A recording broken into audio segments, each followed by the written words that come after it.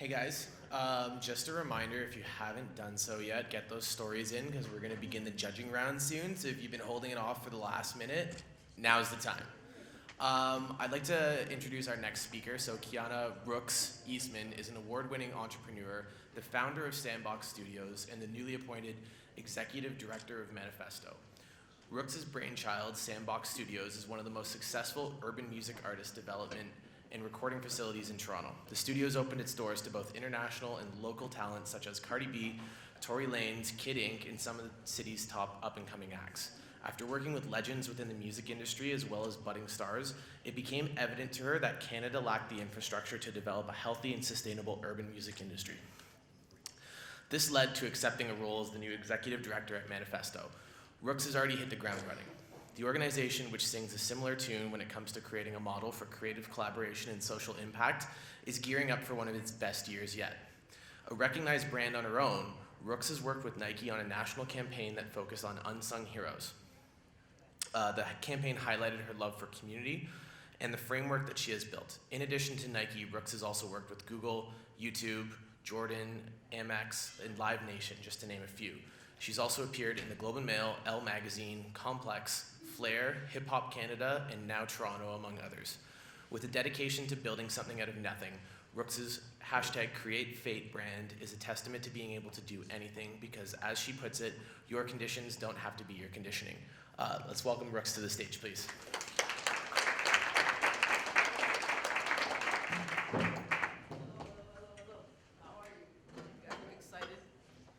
Nah, I'm lying. You guys look excited. Make some noise, laugh a little bit. I just came from a speaking engagement just now, and when we're talking about Create Fate, shout out the Six Buzz team. I got this call on Monday night from Bram. I don't know if he's here, but Bram was like, "Rookz, yo, I forgot to tell you, you're confirmed."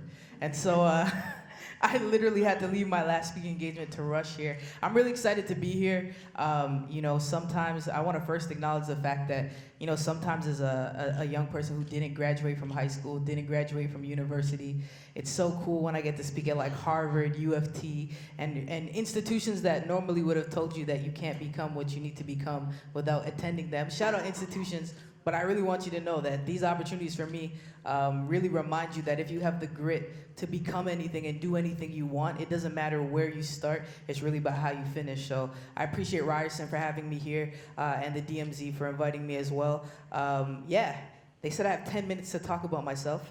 I could tell you how awesome I am. But I think that's the missed part of the story for a lot of people. I think being on social media right now and a lot of the stuff we see how awesome people are. Think of the person that you like the most in your mind right now. And I'm pretty sure you could tell me all of their wins. You could tell me how they got there. You could tell me what they're doing, but you can't really tell me how they failed. A lot of us don't really see how people have failed. And one of the biggest things that I'm always trying to do with Create Fate is reminding people of how much failure you have to go through to get to success. And I think that not seeing the failure is actually where you miss the opportunity to grow. A lot of people talk about Sandbox and how much we've done, but has anybody ever read the Globe and Mail article with me in it? No? So in 2018, I did a story with my landlord, Paul Copeland, and it turned out to be the most viral story of 2018 for the Globe and Mail ever. And it was about the fact that I couldn't pay my rent for a year and a half when I opened Sandbox. And I was about $20,000 in debt to my landlord. And I was waiting for this guy to evict me. Every time I'd see him, I'd like stop breathing. Like we'd be in the studio, music would be bumping like boom, boom. I'd see his car, I'm like, turn it off right. And we'd literally all stand there for like 10 seconds until he would knock on the door, yo. It was crazy. He would knock on the door and I would look at people like, don't you? And he wouldn't evict me. He just like, yo, when I met you, I saw something in you and I really believed in it and I really want you to cultivate that.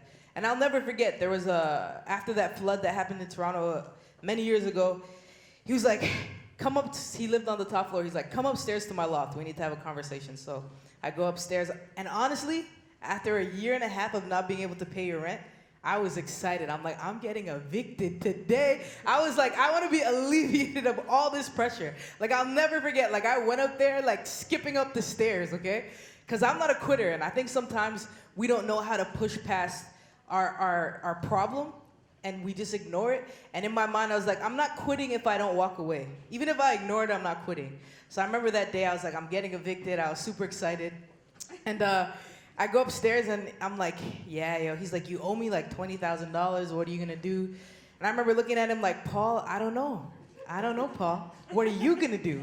You know, it's up to you what you do. And he's like, well, and my heart's racing, and I'm like, the moment has come. You know, because it's easier to tell your friends and family, like, yo, my landlord evicted me. It's easier for people to empathize with you when something bad happens to you. But I didn't get evicted. He looked at me and he said, the reason I let you rent from me wasn't because I needed the money. I had money. He's like, I let you rent from me because I believed in what you were trying to solve. So go and solve it, and you'll get money. It's that easy. He's like, that's the biggest business lesson I'll tell you in life. If you solve a problem, money comes. And so I was like, this guy doesn't know anything, okay? So I go back downstairs like, damn, I'm still an entrepreneur, right? And I get downstairs and I look at the space and I'm just overwhelmed. And then I was like, well, what was the first problem I was trying to solve? And in that moment, I realized how far away I had gotten from it. How it actually had, all the success I was achieving in other spaces, it actually took away from the problem I was trying to solve. I think sometimes as entrepreneurs, we think if we're doing okay, if our personal brand is doing okay, if the way that people see us is okay, then we're winning. But I realized in that moment that Sandbox and myself were two different things. What I was trying to create through Sandbox was a way for new recording artists to have the kind of experience that my clients didn't have when I started. And because I was so far away from that experience, I couldn't relate to the people that I was actually trying to create this space for. I was trying to bring celebrities into my space. Number one rule about celebrities, shout out Randy Rose right here, who works with them all the time. They don't pay for anything, okay? If you have a market and it's based on celebrities paying, good luck. Because celebrities want things for free more than anyone else. So I have all these celebrities coming to Sandbox, and I realized that even though that was cool, it wasn't the currency that I needed, and it also wasn't solving the problem. Within 8 months of just focusing on my problem, I realized that you create the life that you want. Because I went on Kijiji, I went on all these places, I found all these artists, I found all these recording engineers, and I found all the missing pieces of my business, and in that moment I was like, damn, it really was that easy. But it's only easy when you're creating a plan and then you work the plan. And so a lot of times as entrepreneurs, we have passions and we have things that we want to do, but we're actually not working the plan that solves the problem. So after moving forward from that stage of paying him back his 20 grand, which, yo, when you have to pay someone 20 grand and you're broke, that hurts. It feels like you're giving away $2 million and you're firstborn. You don't even want to give back the money. I was like, I'll just keep this. You can evict me now still. But after that moment, I realized that when you create and you solve a problem, and like it's important for you as an entrepreneur to kind of create the problem in your head, constantly be recreating the problem so you can solve it. And after that, I went on and built so many businesses and I've done so many things. But when I meet people and I have the opportunity to speak to people, they're always asking me the exact same question. Like, how can I do what you do? Don't do what I do. Do what you need to do to solve the problem that you see. Your perspective, the way that you're walking through life is unique to you. It's super new. Actually, Goldcast, are they still in here? I love what Goldcast does. I watch entrepreneurs and people do stuff like that every day. I meet entrepreneurs every day. I personally don't want to create a platform where other entrepreneurs can talk about their successes or their journeys. So it doesn't even matter what you have access to. Like, what do you really want to solve? And I think that it took me a really long time to figure that out. Actually, today, I don't know if anyone knows E.T., the hip-hop teacher. Does anyone know E.T., Eric Thomas? Okay, cool. So I'm talking to Eric Thomas today. And he's coming to Toronto, and I was like, yo, E.T., I just want to stop doing everything I'm doing and, like, you know, do what you do. And he's like, why aren't you? And that really, like, I was like, well, sir, like, what do you mean why am I? Like, how do I do that? And I think that that brought me back to a new place. So my goal always in creating Fate, like, my rules of creating Fate is, like, one, have discipline. Does anybody follow me on Instagram? Okay, I just released the Discipliner. The whole idea of discipline is that you have to have discipline to work the plan. And without a plan, you actually can have no discipline at all. Because then what are you testing yourself again? What is the accountability against? The second thing is everything you do in your life has to be connected to the problem you're trying to solve. It has to be through and through so that you have the integrity and the intuition to create new ways to solve problems. So create Fate for me is very simple. I have to be myself in every situation to be able to address and acknowledge the spaces that I want to change, but I also need to be disciplined and focused and intentional in doing that. So whatever you're doing, whatever you're thinking about right now, like it's really easy to look at other people and see their wins, but nobody created fate without going through failure. So I appreciate the opportunity to be on this stage. That's my 10 minutes. Damn, I spoke for 10 minutes? It's crazy.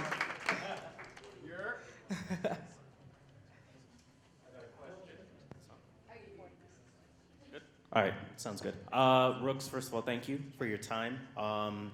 I've followed your words, like the work you've done with Manifesto, the work you've done with Rise, the work you've done with Sandbox, and you're someone who you have to pay attention to every sentence you're saying because there's so many gems in what you say. What my question is from a branding perspective or even just a personal brand, how do you deal with stagnation? How do you deal with, okay, my brand is not growing the way I want it to grow or the way I maybe perceive it growing based on timelines? How do you deal with that stagnation and how do you keep going and get past that hurdle? Number one, it's such a hard question to answer. Randy, what quote did I send you today? Randy, what did I send you today? It's in your phone. So this is the answer to that question. So our little morning motivation vibes with each other. You want me to say it? Yeah.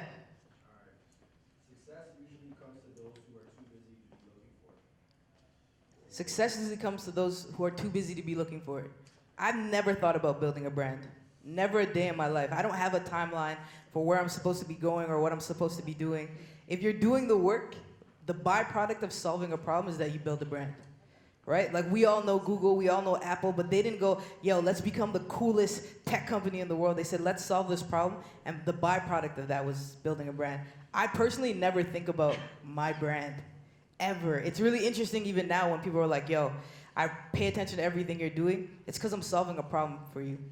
It's because I'm solving a problem for somebody else through solving my own problems. So you can't be stagnant also as well when you're willing to be the first person to fail, right? Like I put myself out there and I fail all the time, but also like I volunteer for things. You're only stagnant when you have an idea of who you are. The other day, Atlantic Records was here and they had a camp. And everything was done. There was a studio, the engineers there, but people were hungry. And so they all wanted Jamaican food, and I know the owner of The Real Jerk, so I was like, yo, say less. So I pick up the phone. I'm like, I know you guys are closing in 1 minute, but I need you to make a bag of food right now, okay? Yo, so they made everything. They made everything for them. And I went and I picked the food up. Now, to most people, that would have been the most insignificant thing as a music exec in a room full of other music execs. But I solved the problem. So it doesn't matter. For the rest of the camp, people were like, yo, you got the food. If you're willing to be the person who just wants to solve a problem, you'll never be stagnant. I'm not concerned with how people see me. I'm concerned with how I see myself. And if I know I have the means to do anything, then I'm going to do it.